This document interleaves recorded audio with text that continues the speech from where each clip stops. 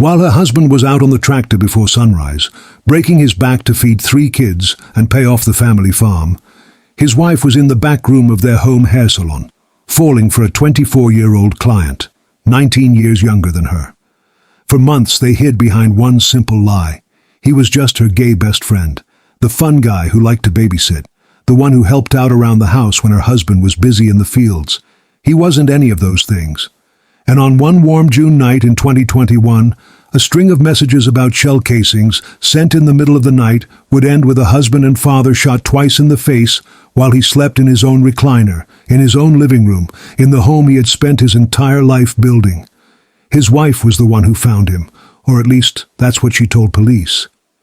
This is the story of Karina Cooper, a wife, a mother of 3 young children, a small-town salon owner everyone thought they knew, and as a jury would eventually decide, a convicted murderer. Before we go any further, hit that subscribe button and turn on notifications, because this case has a twist involving a $500,000 life insurance check that will make your blood boil. Let's get into it. Quick pause before we dive in. If you're new here, welcome to Brian's Criminal Unmasking, where we take real cases and break down exactly how the people behind them got caught piece by piece until there was nowhere left to hide. Hit that subscribe button right now. Tap the like button so this case reaches more people who need to hear it. And drop a comment telling me which state or country you're watching from tonight. Now back to Traer, Iowa, population smaller than most high schools, where nobody ever expected a story like this one to happen. To understand how shocking this case was to the small farming community of Traer, Iowa, you first have to understand exactly who Ryan Cooper was, because everything about him made what happened feel almost impossible to believe. Ryan was a 4th-generation farmer, 42 years old at the time of his death. He was a big, quiet, hard-working man who had spent his entire life behind the wheel of a tractor, working land that had belonged to his family for generations before he was even born. This wasn't a hobby farm or a weekend project. This was his identity, his inheritance, and his livelihood, all rolled into one. People who knew Ryan described him the same way, again and again, whether they were neighbors, extended family, or people who simply crossed paths with him at the local feed store. Generous, dependable, a devoted father to his 3 children, the kind of man who would stop what he was doing to help a neighbor pull a truck out of the mud and never mention it again afterward. He wasn't the kind of man who looked for trouble, and he certainly wasn't the kind of man who spent his nights wondering whether his own wife was capable of what would eventually happen to him. Ryan had built a life around routine, the way so many farmers do. Wake up before dawn, work the fields until the light gave out, come home to his family, spend time with his kids before bed, trust his wife completely, without a second thought, because that is simply what marriage meant to him. That trust, according to everything that would later come out in court, is exactly what made him such an easy target for the people closest to him. His wife, Karina Cooper, ran a hair salon out of their farmhouse. It gave her steady income, a built-in social life, a reason for people to be constantly coming and going from their rural property, and, investigators would later argue in front of a jury, an opportunity that would eventually change the entire trajectory of her family's life. Karina was well known around Traer. She had regular clients who came back month after month, some of whom considered her a friend as much as their stylist. She was, by most accounts, personable, chatty, and comfortable, putting people at ease in her chair. It's exactly the kind of profession where trust is built quickly, and where a client can become something closer to family in a very short amount of time. Nobody in that small town could have predicted where one particular client relationship was headed. Sometime around 2020, a client started coming in for haircuts on a regular basis. His name was Houston Danker. He was in his early 20s, roughly 2 decades younger than Karina, who was in her 40s at the time. According to prosecutors, what began as an entirely ordinary client relationship, the kind that plays out in salons across the country every single day, did not stay ordinary for long. Investigators say the two grew close, far beyond the usual client and stylist dynamic, and eventually, according to testimony presented at trial, Karina and Houston were having a full-blown affair, conducted largely under the roof of the very home Ryan worked so hard to provide. To the outside world, and reportedly even to some members of Karina's own family, Houston was introduced very differently than what was actually happening behind closed doors. Investigators say he was passed off as Karina's gay best friend, someone who simply liked spending time with her and enjoyed helping out around the house, including with her 3 children. It was, prosecutors argued at trial, close to the perfect cover story. A young man could come and go from the Cooper farmhouse constantly, at almost any hour, and very few people would think twice about it because the label attached to him made his presence feel completely harmless. Think about how calculated that is for a moment. It isn't just a lie about who someone is, it's a lie specifically designed to erase suspicion before it can even form. If people believe a young man visiting the house has no romantic interest in the woman who lives there, nobody bothers to ask questions about how often he's there, or how late he stays, or why he seems to know the children so well. But behind that carefully maintained cover story, according to evidence eventually presented at trial, something far more serious was developing between Karina and Houston. Messages exchanged between the two of them, recovered by investigators from Snapchat, despite the app's reputation for disappearing content, painted a picture of 2 people who had moved well past the boundaries of a casual affair. Prosecutors told the jury that in these recovered exchanges, Karina and Houston discussed building an actual future together. They talked, according to testimony, about having children through IVF treatment. They talked about getting married one day. And according to what prosecutors argued in front of the jury, Ryan Cooper had been reduced in these private conversations to nothing more than an obstacle standing between Karina and the future she wanted to build with a man half her age. It's worth sitting with that for a second. This wasn't simply 2 people caught up in a physical affair who eventually got careless. According to the case laid out by prosecutors, this was 2 people actively planning an entire alternate life together. One that required Ryan to no longer be part of the picture at all. Ryan wasn't a fool, and at some point, according to people close to the family, he started to notice changes at home. A wife who seemed increasingly attached to her phone. A young family friend who was around a little too often, staying a little too late. The kind of subtle shift in a marriage that most spouses eventually pick up on, even if they can't fully name what's happening yet.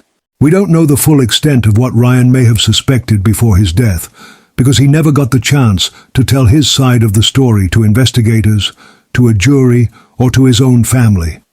Whatever concerns he may have quietly carried with him went into the ground along with him. But what we do know, based on the criminal complaint filed against Karina years later, is deeply disturbing. Investigators say that before the murder ever took place, Karina had told witnesses that she wanted Ryan dead and that she could shoot him in the face herself. Sit with that phrase for a moment, because it is not vague. It's not a passing comment made in a fit of anger during an argument.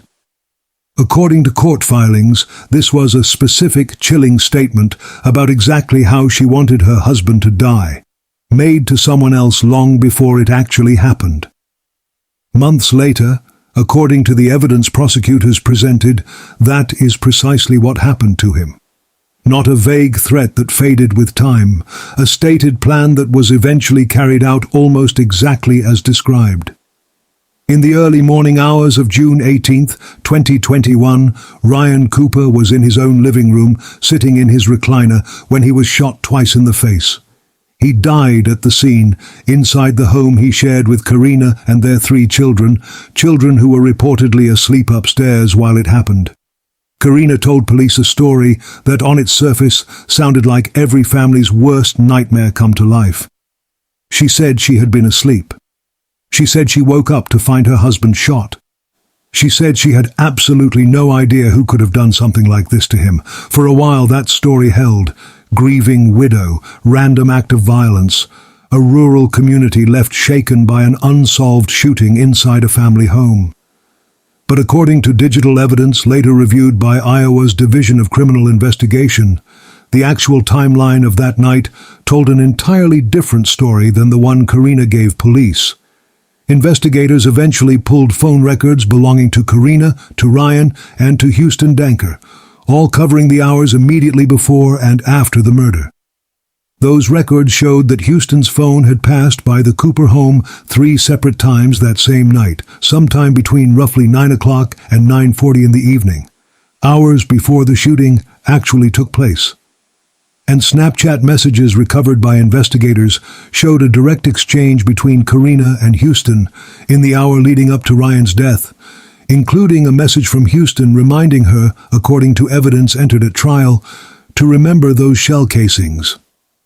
Karina's reply, prosecutors say, made it unmistakably clear that she understood exactly what he meant by that message. Within roughly an hour of that exchange, Ryan Cooper was dead in his recliner. Think about the layers of premeditation buried inside that single detail. A reminder about shell casings, sent before the murder even happened, is not the language of two people caught up in a moment of impulsive rage. It's the language of two people who had already talked through the mechanics of a killing well in advance, down to something as specific as spent ammunition left behind at a crime scene. What happened immediately after the shooting became one of the most disturbing parts of this entire case, and one of the details that stuck with investigators long after that night. When police and first responders arrived at the Cooper home, they found Karina in visible distress near her husband's body. On the surface, it looked exactly like what you would expect from a grieving wife who had just woken up to discover the worst possible thing imaginable happening in her own living room. But prosecutors would later argue in front of the jury that Karina's reaction at the scene wasn't simply raw, unfiltered grief. They claimed it was, at least in part, a performance, one designed from the very beginning to distance herself as far as possible from what had actually just happened in that room, and from anyone who might have been present with her. 4 days after Ryan's death, while the investigation into his murder was still in its earliest and most fragile stages, Karina's Snapchat account was remotely deleted after her phone had already been physically seized by police. Think about the timing of that for a moment. Her phone was already in police custody, and yet somehow from somewhere else, her account was wiped clean. It was an early sign, investigators would later argue, that someone on the outside was actively trying to erase a digital trail that could eventually tie Karina directly to the murder of her own husband. Deleting an account after your phone has already been seized isn't the panicked instinct of an innocent grieving widow. It's the calculated move of someone who knows exactly what kind of evidence is sitting inside that account and who still has access to make it disappear. If you're still watching at this point, drop a comment with, "I'm still here." Let's see who's truly following this shocking story all the way to the end, because what happens next is exactly the reason this case took almost 3 full years to result in an arrest, and it involves a check for over $500,000. While the investigation into Ryan's death was still active and completely unresolved, Karina received a life insurance payout of just over $514,000. Sit with that number for a moment. Her husband had been shot twice in the face in their own living room. The case investigating his death was still wide open. Detectives had not yet identified a suspect, let alone made an arrest. And in the middle of all of that uncertainty, hundreds of thousands of dollars landed directly in Karina's bank account. According to later reporting, that money did not sit untouched while the investigation continued. It went toward things like property investments and home renovations to the very farmhouse where Ryan had been killed. A new storefront, updated siding, a fresh coat of paint on a life that, according to prosecutors, had been paid for by the very crime that ended her husband's. To Ryan's family, watching all of this unfold from the outside, it must have felt almost impossible to process. They were grieving a brother, a son, a father to 3 young children, while the woman they increasingly suspected of being involved in his death appeared to be moving forward with renovations, investments, and a payout that had come directly from the life insurance policy taken out on the very person she was accused of killing. It's one of those details that, once you hear it, you simply cannot unhear. A woman collects over $500,000 from her husband's death while his murder investigation is still active, and instead of setting that money aside out of basic decency, she starts spending it on her own life. For more than 2.5 years after Ryan's murder, no charges were filed against anyone. The case remained open, technically unsolved, sitting in the background of a small community that had largely moved on with its collective attention, even as Ryan's family never stopped waiting for answers. Behind the scenes, though, investigators kept working. The Tama County Sheriff's Office and the Iowa Division of Criminal Investigation spent that time quietly reconstructing exactly what Karina had tried to erase, piece by piece, the same way you might rebuild a shattered photograph from scattered fragments. Digital evidence doesn't simply vanish the way a deleted Snapchat account might suggest to someone who isn't familiar with how these platforms actually work behind the scenes. Investigators spent those 2.5 years recovering deleted messages, cross-referencing cell phone location data against the timeline of the murder, and slowly piecing together a picture that increasingly pointed in one very specific direction, toward Karina and toward Houston together. This is one of the most important lessons buried inside this entire case. An affair conducted largely through text messages and disappearing photo apps might feel invisible in the moment, might feel like the safest possible way to hide something from a spouse or from the world. But nothing sent through a phone is ever as gone as people think it is. Investigators with the right tools, the right warrants, and enough patience can often recover exactly what someone believed they had permanently destroyed. Finally, in February of 2024, nearly 3 full years after Ryan was killed, Karina Cooper was arrested and formally charged with first-degree murder. Not long after her arrest, Houston Danker was also charged, named as her co-defendant, accused of acting together with Karina to plan and ultimately carry out the killing of her husband. For Ryan's family, the arrest must have brought an almost unbearable mixture of relief and renewed grief all at once. Relief that someone was finally being held accountable.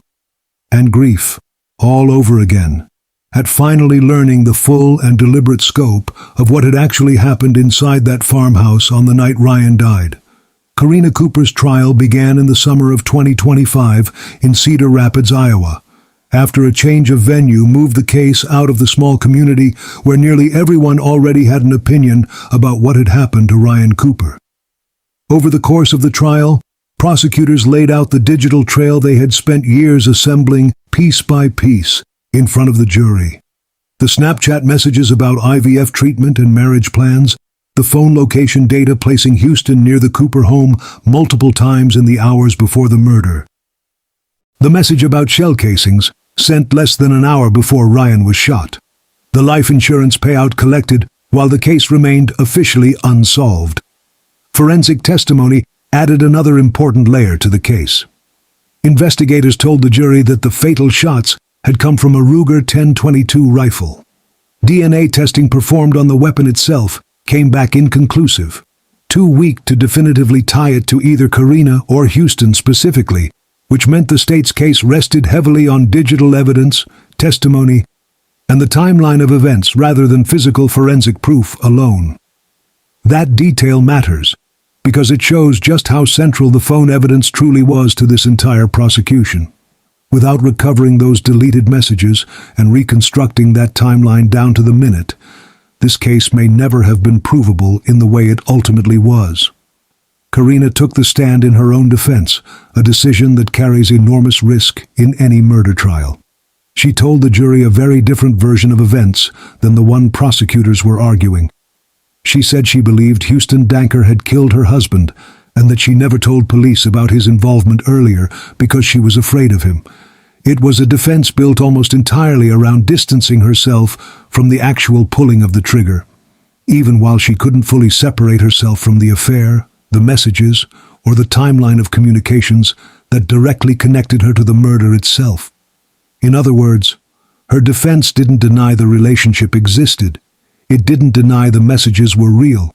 It simply asked the jury to believe that she knew about the murder, benefited from the murder, and stayed silent about the murder for years, without actually planning the murder herself. The jury did not find that convincing. After deliberating for a matter of hours, not days, they returned their verdict: guilty of first-degree murder. Karina broke down as the verdict was read aloud in the courtroom. Under Iowa law, a conviction for first-degree murder carries a mandatory sentence of life in prison without the possibility of parole. There was no other sentencing option available to the judge, no room for negotiation, no possibility of an earlier release down the road. The verdict itself had already decided her fate the moment it was read. Houston Danker's trial was scheduled to follow not long after Karina's conviction, but moments before jury selection was set to begin, he made a decision that changed the entire course of his own case. Houston pleaded guilty to first-degree murder, acknowledging directly in court that he and Karina had been lovers, and that together, the two of them had planned Ryan's murder over a period of roughly 4 to 5 months before it actually happened. That single detail deserves its own moment of reflection. 4 to 5 months of planning. This wasn't a spontaneous decision made in a moment of blind passion or panic. This was a sustained, deliberate plan, carried out over an extended period of time, by two people who had every opportunity along the way to change course and chose not to. At his sentencing hearing, Ryan's sister, Michelle Wilson, addressed Houston directly in front of the courtroom. She told him she believed he was a psychopath just like his accomplice. It's the kind of statement that captures, in a single sentence, the sheer scale of betrayal a family feels when someone they never even knew, a man introduced to them as a harmless family friend, turns out to have played a direct role in ending their brother's life. Houston, like Karina, was sentenced to life in prison without the possibility of parole. Two people, one affair that started in the back room of a home hair salon, one murdered husband and father, and in the end, 2 life sentences, with no chance for either of them to ever walk free again. In the aftermath of both convictions, Ryan's siblings, who now administer his estate on behalf of his children, took legal action to try to recover the life insurance money Karina had collected years earlier, money paid out while the investigation into her husband's murder was still actively ongoing. It's a small but telling final chapter to this case. Even after conviction, even after a mandatory life sentence, there remained the practical matter of hundreds of thousands of dollars that had been paid out to a woman who murdered the very man that policy was meant to protect.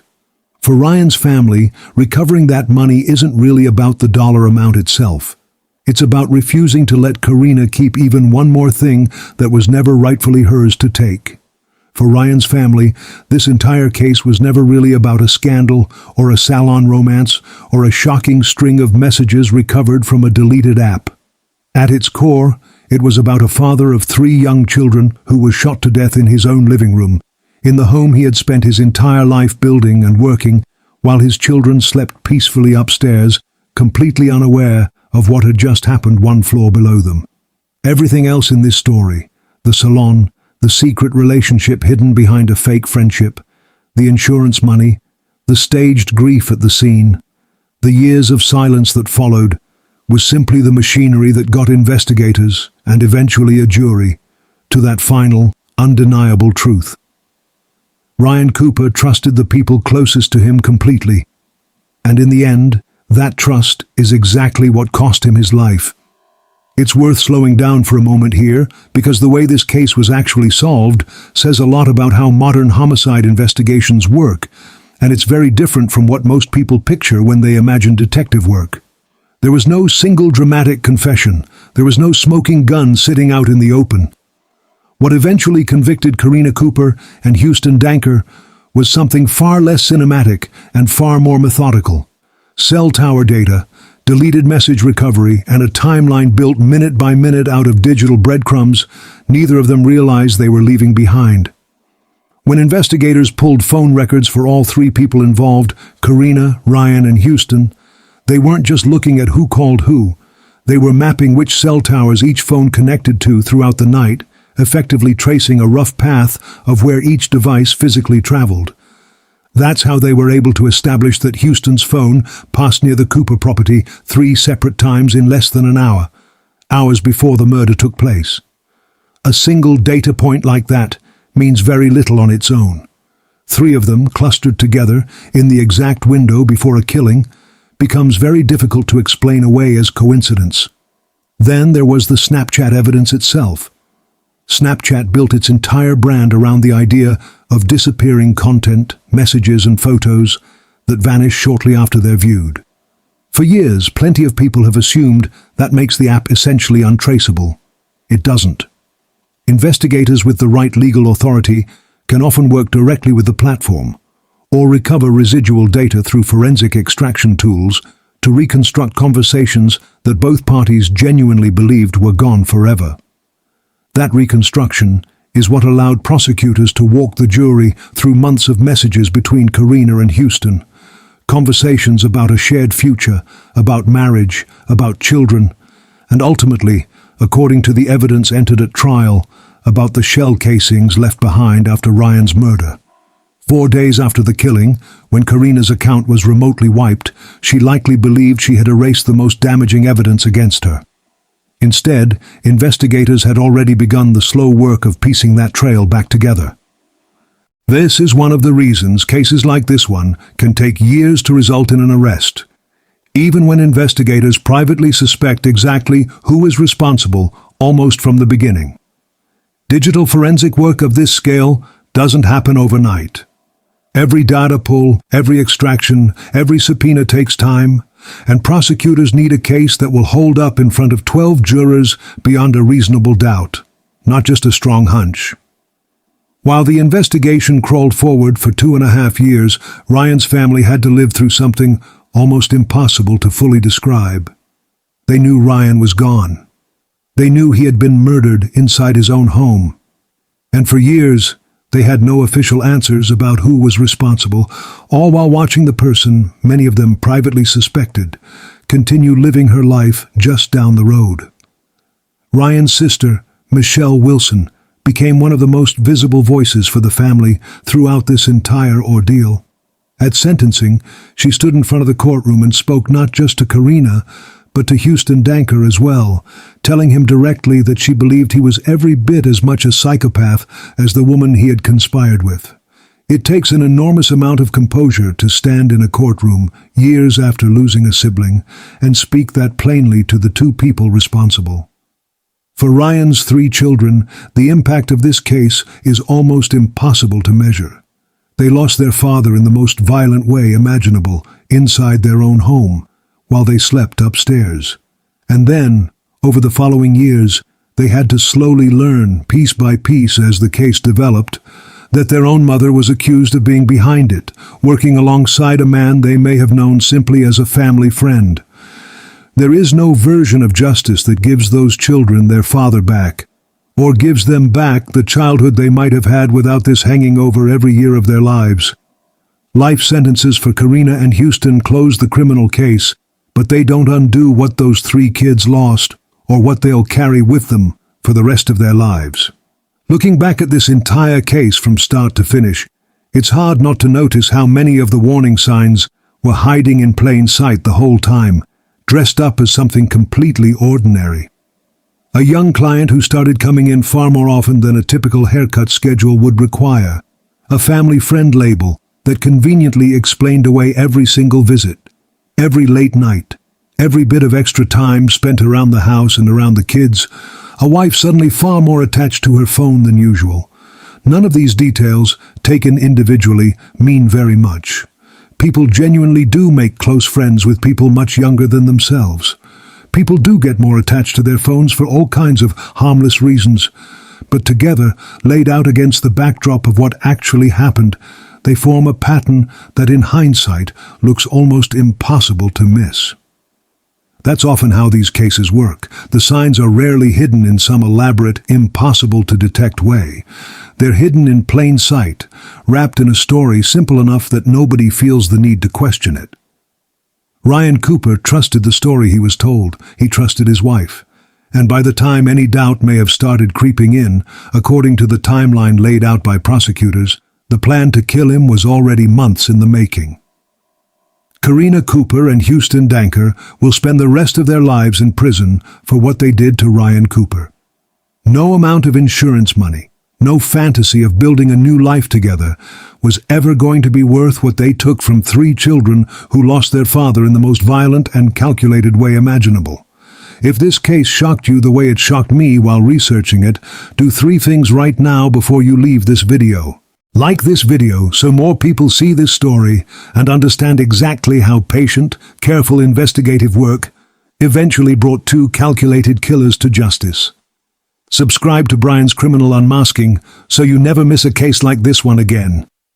And down in the comments, tell me honestly, do you think Karina Cooper deserved a life sentence without any possibility of parole?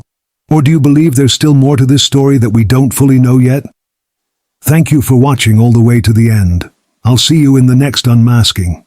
Cases like this one tend to stick with people long after the video ends, and I think it's because of how ordinary everything looked from the outside right up until the moment it wasn't. A small-town salon, a farming family, a young client who came in for haircuts. None of it looked like the beginning of a murder plot, and that's exactly the point. Ryan Cooper didn't die because he made some reckless decision or because he ignored obvious red flags waving in front of him. He died because 2 people he trusted, or in Houston's case, 2 people close enough to his family to move freely through his home, spent months quietly planning something he never saw coming. His 3 children lost their father in the one place that should have always been safe for them, and no verdict, no life sentence, no amount of recovered insurance money will ever undo that. If there's one thing worth taking away from this case, it's this. Justice in cases like this one is rarely fast, and it's almost never dramatic in the way true crime shows sometimes make it look. It's slow. It's methodical. It's built out of cell tower data, recovered messages, and investigators willing to spend years piecing together a timeline most people would have assumed was permanently erased. For Ryan Cooper, it took nearly 3 years. But it came. That's the story of Karina Cooper, Houston Danker, and the murder of Ryan Cooper. If you made it this far, thank you for sticking with this one. Like the video, subscribe to Brian's Criminal Unmasking, and drop your thoughts in the comments below. I'll see you in the next case.